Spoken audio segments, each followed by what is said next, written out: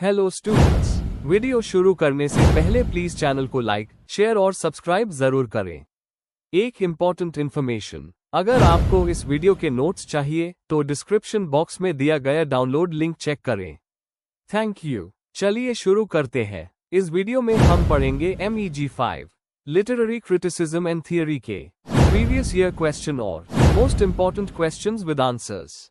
ये क्वेश्चंस आपके एग्जाम के लिए बहुत इंपॉर्टेंट है। अगर आपने ये अच्छे से कर लिए तो एग्जाम निकलना पक्का है। Let's begin. Question 1. Write short notes on any two of the following in around 200 words each.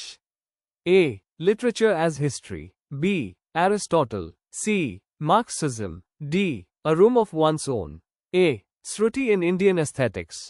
Question explanation. इस क्वेश्चन में हमें दिए गए टॉपिक्स में से किसी भी दो पर शॉर्ट और एनालिटिकल नोट्स लिखने हैं। हर नोट में बेसिक डेफिनेशन, इंपॉर्टेंट थिंकर्स और लिटरेरी इंपॉर्टेंस एक्सप्लेन करना है।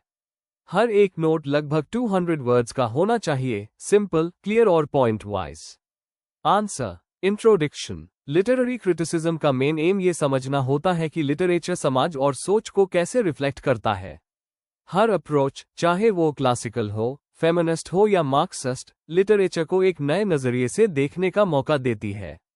यहाँ हम डिस्कस करेंगे लिटरेचर एज हिस्ट्री और सी. मार्क्सिज्म, जो दोनों ही लिटरेचर और समाज के संबंध को समझाते हैं।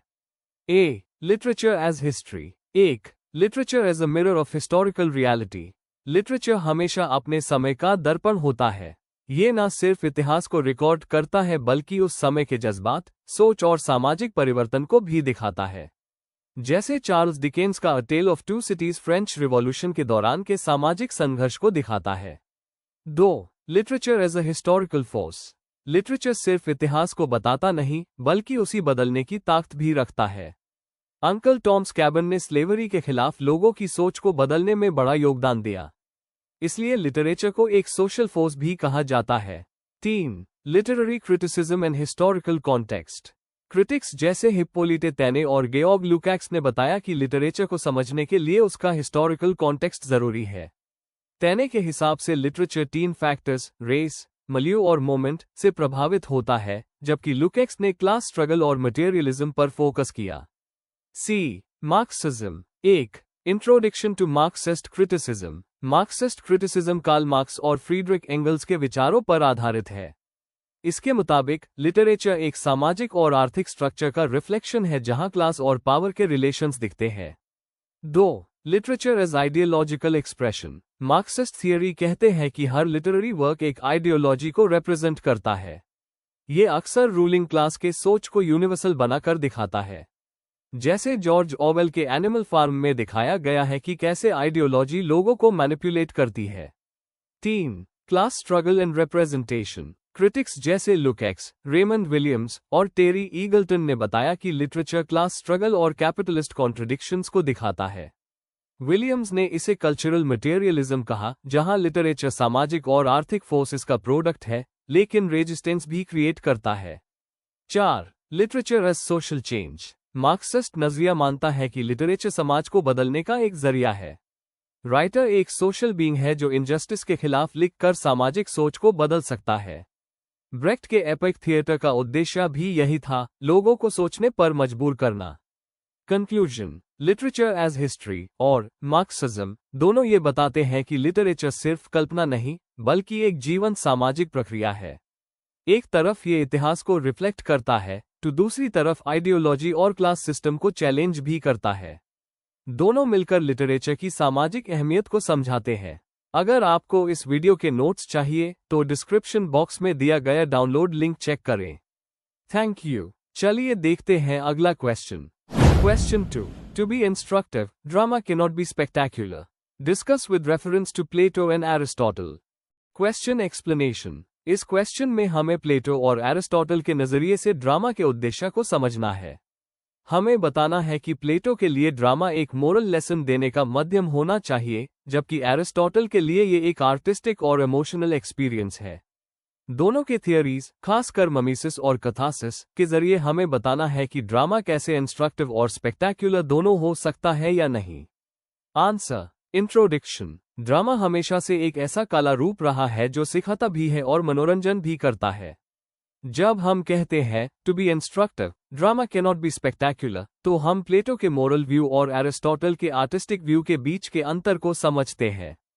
प्लेटो के लिए ड्रामा लोगों को भटकता है, जबकि एरिस्टोटल के लिए यही ड्रामा लोगों के इमोशंस को सुधरता है। दोनों के नजरिए ड्रामा के उद्देश्य को डिफाइन करते हैं, क्या ये मॉरल इंस्ट्रक्शन के लिए होना चाहिए या इमोशनल एंजॉयमेंट के लिए। Main body. 1. प्लेटो का ड्रामा पर नजरिया ममीसिस, अनुकरण। प्लेटो ने अपनी किताब द रिपब्लिक में कहा कि आर्ट एक अनुकरण, इमिटेशन है। उनके हिसाब से ये दुनिया खुद एक इमिटेशन है और आर्ट उसका इमिटेशन करता है, मतलब आर्ट ट्रूथ से 2 कदम दूर है। प्लेटो कहते थे कि पोएट्स और ड्रामेटिस्ट्स लोगों को इमोशंस के जरिए कंफ्यूज कर देते हैं। उनके लिए ड्रामा भ्रमकारी और धार्मिक तौर पर खतरनाक था क्योंकि ये रीजन की जगह पैशन को बढ़ता है। इसलिए उन्होंने अपने आइडियल स्टेट से पोएट्स को निकलने की सलाह दी। एग्जाम्पल, ग्रीक ट्रेजेडीज जैसे ईडिपस रेक्स में कैरेक्टर्स देवताओं को चैलेंज करते हैं, जो प्लेटो के नजरिए से लोगों में बुरे विचार पैदा कर सकता है। 2. प्लेटो का इंस्ट्रक्शन वर्सेस स्पेक्टिकल व्यू। प्लेटो के लिए ड्रामा का उद्देश्य मोरल और एजुकेशनल होना चाहिए। वो कहते हैं कि अगर ड्रामा ज्यादा स्पेक्टैक्युलर होगा तो वो लोगों को ट्रूथ से दूर ले जाएगा। ट्रू एजुकेशन प्लेटो के लिए रीजन और फिलॉसफी से आता है, ना कि इमोशनल ड्रामा से। इसलिए उनका कहना था to be instructive, drama cannot be spectacular. Key idea, education और एंटरटेनमेंट दोनों एक साथ नहीं चल सकते, क्योंकि एक रीजन को अपील करता है और दूसरा इमोशन को। 3. एरिस्टोटल का जवाब, ड्रामा का बचाव।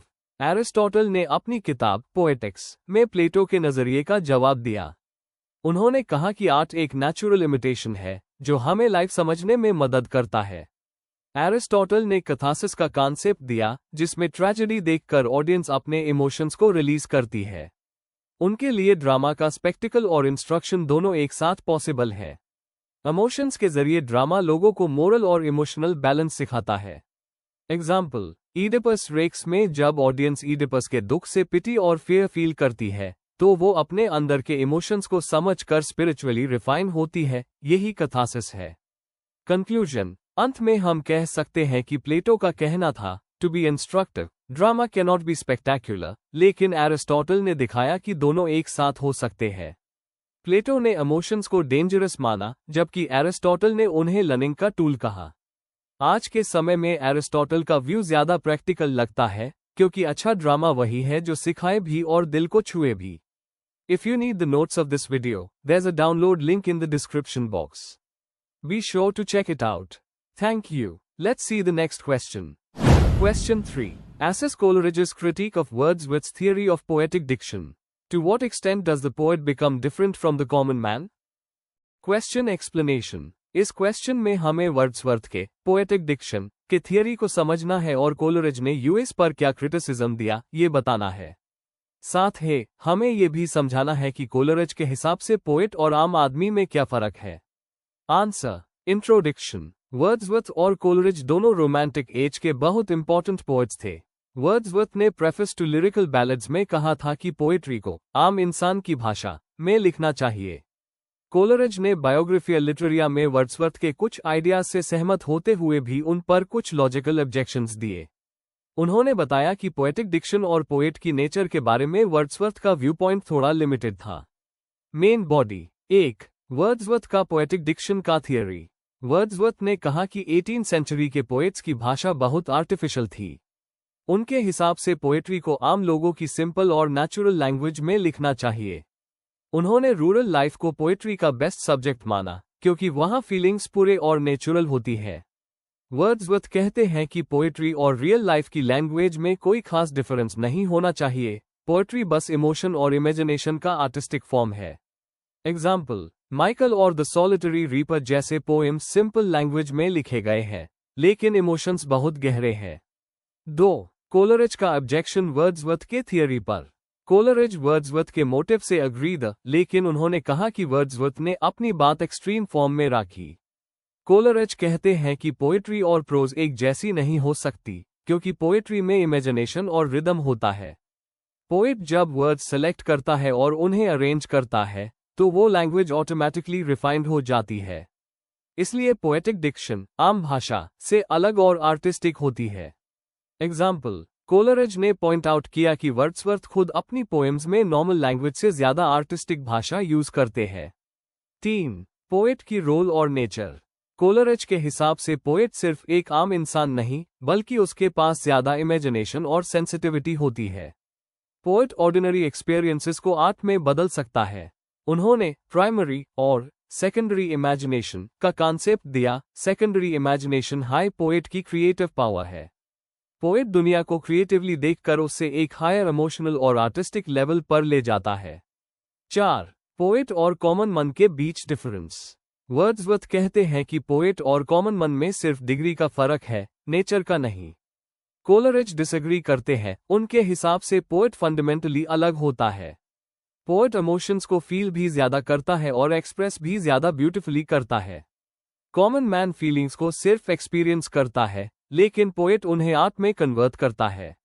एग्जाम्पल, टिंटन एबी पोयम में वर्ड्सवर्थ नेचर को सिर्फ डिस्क्राइब नहीं करते, बल्कि उससे एक स्पिरिचुअल और फिलोसॉफिकल एक्सपीरियंस बना देते हैं। यही पोएट का डिफरेंस है। कंक्लूजन, कोलरिज का क्रिटिसिज्म बैलेंस्ड और कंस्ट्रक्टिव था। उन्होंने वर्ड्सवर्थ के पोएटिक डिक्शन के आइडिया को रिफाइन किया और बताया कि पोएट्री में आर्टिस्टिक इमेजिनेशन जरूरी होती है। पोएट एक क्रिएटिव माइंड होता है जो इमोशंस को ब्यूटी और रिदम के साथ एक्सप्रेस करता है। इसलिए पोएट और कॉमन मन में असल फर्क उनकी इमेजिनेटिव एबिलिटी का होता है। दोनों रोमांटिक आइडियल्स शेयर करते हैं, लेकिन कोलरिज ने पोएटिक एक्सप्रेशन को और गहरा बनाया। अगर आपको इस वीडियो के नोट्स चाहिए तो डिस्क्रिप्शन बॉक्स में दिए गए डाउनलोड लिंक को जरूर चेक करें। Thank you. Let's see the next question. Question 4. Eliot emphasizes the relationship between sound knowledge of history and good poetry. Discuss T.S. Eliot's essay to illustrate. Question explanation. इस question में हमें समझाना है कि T.S.. Elliott ने historical sense का concept कैसे दिया और कैसे उन्होंने कहा कि एक अच्छा पोएट वही होता है जो पास्ट और प्रेजेंट दोनों को समझकर लिखता है। हमें उनके essay tradition and the individual talent के मेन पॉइंट्स एक्सप्लेन करने हैं, जैसे ट्रेडिशन, इम्पर्सनैलिटी और पोएट का role. Answer. Introduction. T S. Eliot एक मॉडर्निस्ट पोएट और क्रिटिक द जिन्होंने 1919 में अपना famous essay tradition and the individual talent लिखा। इस ऐसे में उन्होंने कहा कि पोएट्री कभी भी अकेला एक्सपीरियंस नहीं होता, बल्कि पूरे लिटरेरी पास्ट से जुदा होता है। एक पोएट को हिस्टोरिकल सेंस रखना चाहिए, जिससे वो समझ सके कि उसका काम पुरानी लिटरेचर से कैसे कनेक्ट होता है। Main body. 1. The idea of tradition. Eliot ने रोमांटिक राइटर्स के इस विचार को चैलेंज किया कि पोएट्री बस इमोशनल और ओरिजिनल होनी चाहिए। उनके लिए ट्रेडिशन का मतलब कॉपी करना नहीं, बल्कि पुराने ग्रेट राइटर्स और उनके आइडियाज को समझना है। पोएट को माइंड ऑफ यूरोप समझना चाहिए, मतलब लिटरेचर का पूरा इतिहास, होमर से लेकर मॉडर्न पोएट्स तक। ट्रेडिशन एक लिविंग प्रोसेस है, हर नया पोयम पुरानी लिटरेचर के ऑर्डर को थोड़ा बदल देता है।